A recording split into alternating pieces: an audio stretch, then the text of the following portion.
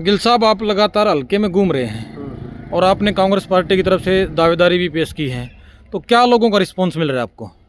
देखो, रिस्पॉन्स ये है लोगों का कि अगर कांग्रेस की टिकट बदल दी गई तो थंपिंग मेजोरिटी से कांग्रेस का उम्मीदवार बनेगा। आप ठीक ठाक एक शिक्षा की लाइन में रहे, आपने बच्चों को शिक्षित किया है और आप इस लाइन में राजनीतिक उसमें आए हो, तो क्या आपका विज़न है इस हल्के के लिए? हल्के के लिए क्या आपकी सोच है और क्या करने का इरादा है आपका?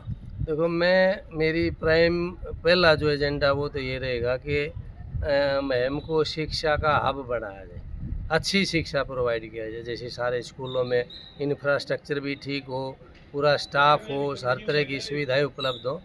और फिर स्वास्थ्य का है, खेतों में सिंचाई का है, और बाकी तो जो सरकार का एजेंडा है ये सारी चीज़ें करने का। लेकिन ये है कि थोड़ा सुपरविज़न ठीक ढंग से रहे तो वो चीज़ें बेटर हो जाती है। हमारा और कोई एजेंडा नहीं है। कोई आदमी जैसे कई बार नहीं, अपने पर्सनल कोई चीज़ें होती हैं, इस तरह का हमारा कुछ नहीं है।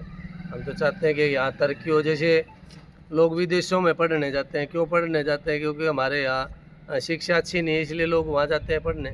अगर वही यहीं शिक्षा अच्छी हो तो वहाँ से लोग यहाँ, बच्चे यहाँ पढ़ने आए, हमारी जो है फॉरेन एक्सचेंज भी बढ़े, हमारा रोज़गार भी जनरेट हो। अब कितनी चीज़ें, एक उसके जैसे फॉर एग्जांपल आप सोनीपत ही ले लीजिए, एक छोटा सा कस्बा है, कितने अच्छे अच्छे स्कूल चल रहे हैं वहाँ पे। यूपी से पढ़ने आते हैं और कहीं से पढ़ने आते हैं, तो एक शहर की रौनक बनी हुई है, रोज़गार भी जनरेट होता है। दूसरा आप कोटा को ले लीजिए, पूरा शहर कोटा, कम से कम 50% लोग जो है वो कोचिंग सेंटरों के सहारे अपनी आजीविका चला रहे हैं। तो एजुकेशन को टूरिज्म के रूप में हम डेवलप कर सकते हैं, अगर मान लिया ढंग से काम किया जाए। तो गिल साहब, आपको नहीं लगता कि बाकी जो शहरों को देखें और मैम शहर को देखें तो कहीं कहीं एक मन में टीस नहीं है कि ये शहर कितना पिछड़ चुका है अभी? सारी ही टीस है, सारी ही टीस है। इतना 10 साल हमारी सरकार रही, अगर प्रॉपर रिप्रेजेंटेशन यहाँ से रहा होता और कोई जो भी चीज़ें हैं जो हुड्डा साहब के संज्ञान में नहीं आई, अगर लाई जाती तो कोई बात ही नहीं थी, कोई किसी तरह की कमी नहीं थी। इतने सारे काम हर जगह हुए हैं, तो यहाँ किसी तरह का कोई शिकायत का मौका या कोई कमी रहती नहीं। अब वो जहाँ भी कम्युनिकेशन गैप रहा है, इसीलिए हम सारा जो है, ये विरोध भी इसी बात का है हल्के में कि भाई जो काम है वो ढंग से नहीं हो पाए, जबकि सरकार यहाँ की थी। तो गिल साहब, एक बात बताइए, अगर पूर्व विधायक ने अपने बेटे को डिसाइड तो कर दिया कि वो कह तो दिया उन्होंने, 12 तारीख को हुड्डा साहब आए थे, उन्होंने एक बात कह दी कि भाई मेरा बेटा बलराम लड़ेगा अभी मैम से, तो आपको लगता नहीं कि पार्टी हाईकमान तो कह रही है कि हम सर्वे कराएंगे, सर्वे के आधार पे जो है टिकटें दी जाएंगी, तो कहीं ना कहीं लगता नहीं कि पार्टी फॉर्म से हटके या लाइन से हटके चीज़ें कई कई जा रही हैं और कहीं ना कहीं पार्टी को नुकसान हो सकता है, या ये चीज़ें अच्छी नहीं हैं? देखो, हमें पार्टी की लाइन को ओबे करना चाहिए। हुड्डा साहब ने दांगी साहब की प्रेजेंस में ये सारी बात कह दी थी। पत्रकारों को स्नप भी किया था कि भाई आप ये, आपका कोई क्वेश्चन नहीं बनता। जब दांगी साहब के बारे में उन्होंने पूछा कि भाई टिकट अब की बार दांगी साहब को, तो उनकी प्रेजेंस में उन्होंने ये कहा था कि नहीं, पार्टी सर्वे करवाएगी और जो जिताऊ और टिकाऊ कैंडिडेट हैं उनको ही टिकट मिलेगी। फिर बलराम के बारे में क्वेश्चन पूछा गया था, तो उन्होंने स्नप कर दिया था कि ये तो क्वेश्चन ही नहीं बनता। तो अब अगर कोई अपनी तरफ से इस तरह की बातें कहता है, थोड़ा इनडिसिप्लिन की बात आ जाती है। गिल साहब, कितने लंबे समय से आप कांग्रेस से जुड़े हैं और क्या आपने कांग्रेस के लिए भूमिका निभाई है? देखो, हम तो बाई बर्थ कांग्रेस से जुड़े हुए हैं, और इमरजेंसी या जब भी कमज़ोर से कमज़ोर कांग्रेस का टाइम रहा है, उस टाइम भी हम कांग्रेस के साथ रहे हैं और हमेशा ही कांग्रेस के लिए काम करते रहे हैं। जब भी कोई भी कांग्रेस की नीतियां हैं उनका प्रचार करते हैं, सरकार की जो फेलियर हैं उनको लोगों के सामने लेके आते हैं, या अखबार में भी देते हैं, फेसबुक के ऊपर भी उठाते हैं।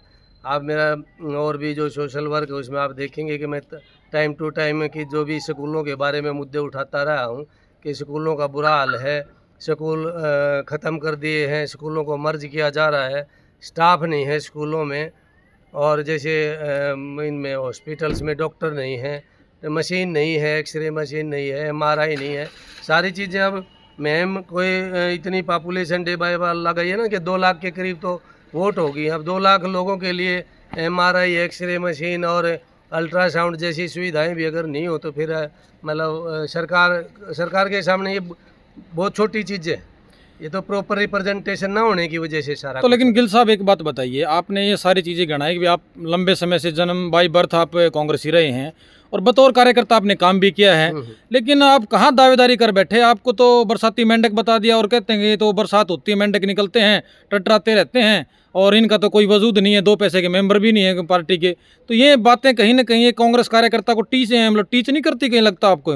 देखो, महसूस तो हर किसी को होता है, और ये तो कार्यकर्ता को या जो उम्मीदवारी जता रहा है उसको तो महसूस होगा। आम आदमी को भी बहुत बड़ा महसूस होता है, क्योंकि हमारे समाज में किसी का काम हो ना हो, लेकिन ये घमंड को कोई सहन नहीं करता, और तो ये जो इस तरह की भाषा है, ये घमंड की भाषा तो आपको नहीं लगता कि इन बयानों से कहीं ना कहीं जो आम कार्यकर्ता है, कहीं जो पार्टी में देखता हो कहीं अपने आप को ऊंचा लेवल पे ले जाने के लिए या कहीं भविष्य में दावेदारी पेश करने के लिए, तो वो आपको अपमानित महसूस नहीं करेगा? अभी पार्टी में तो हमारा भविष्य तो है नहीं, कल को हम भी दावेदारी पेश कर दें, शायद हो सकता है हमको मेंढक बता दें। आपको नहीं लगता कि कांग्रेस पार्टी में इस तरह का जो कार्यकर्ता है वो कहीं ना कहीं दुखी होगा? देखो, कोई बड़ा नेता जब कोई हल्की तरह की स्टेटमेंट या इस तरह की नेगेटिव स्टेटमेंट आ जाती है, तो आम कार्यकर्ता में हताशा तो होती है, और उसी बात का हर जगह विरोध भी हो रहा है कि हम इनको कोई काम कह नहीं सकते, और ऊपर जाएं तो फिर ये रुकावट बन जाते हैं। तो उसी बात का विरोध है, और हमारा मानना है कि पिछली बार जो चुनाव में हार हुई दांगी साहब की, उसका यही सारा कारण था कि ये जो है सामंजस्य नहीं बना पाते हैं, ना तो ऊपर समाज कोऑर्डिनेट कर रहे हैं, ना कार्यकर्ताओं के साथ। और कुछ एक जो लोगों ने हमें बताया कि 4-5 लोगों को ये ले लेते हैं और उनके माध्यम से ही लोगों से संपर्क स्थापित करते हैं। अब कुछ लोग तो इधर उधर की बातें वही कह देते हैं, लेकिन हमें ये है कि जो कम से कम जो बातें सबके सामने हैं वो वही कही जा सकती है कि ये ज़रूर है, ये तो हमारी भी ऑब्जर्वेशन है कि किसी भी काम के बारे में जो 4-5 मुख्य आदमी हैं उनसे सलाह मशवरा करते हैं, तो फिर थोड़ा आदमी ह्यूमिलिएट फील करता है कि भाई जब एमएलए तो सबके हैं, हम इन 4-5 आदमियों के थ्रू ही क्यों चढ़े, हम तो सीधे जाएं, सीधे काम करें, ना भी काम करना है तो भी हमारे से सीधी बात करें। तो ये चीज़ इन्हीं चीज़ों की वजह से है। तो एक एमएलए तो सरकार के हिसाब से देखें तो नुमाइंदा तो ज़रूर होता है, लेकिन एक बहुत ही साधारण आदमी की तरह उसको काम करना चाहिए, और हर आदमी की रीच होनी चाहिए। और इवन रात को कोई फ़ोन कर दे तो भी वो होना चाहिए। मैंने कई बार लोगों को कहते सुना है कि हुड्डा साहब रात को 11-12 बजे भी फ़ोन उठा लेते हैं। तो इस तरह का वो हौसला वर्कर में होना चाहिए कि जो हमारे नेता हैं उनके पास किसी भी वक्त अगर आप अप्रोच करना चाहो, आदमी की कई बार रात को पता नहीं किस तरह की इमरजेंसी आ जाती है, कोई एक्सीडेंट हो गया या कोई कोई झगड़ा फसाद या कोई किसी तरह की बात हो, तो कई बार आदमी सहारा दे लेता है कि भाई वहाँ फ़ोन करेंगे तो थोड़ी मदद मिलेगी आपको। तो इसीलिए हमेशा अप्रोचेबल होना चाहिए, कोई भी नेता है तो आदमी की घर तक की रीच होनी चाहिए, फ़ोन हमेशा खुला होना चाहिए, और आदमी को एटलीस्ट सोबर और डिसेंट वे से पेश आना चाहिए। धन्यवाद गिल साहब, आप हमारे साथ जुड़े, बहुत बहुत शुक्रिया।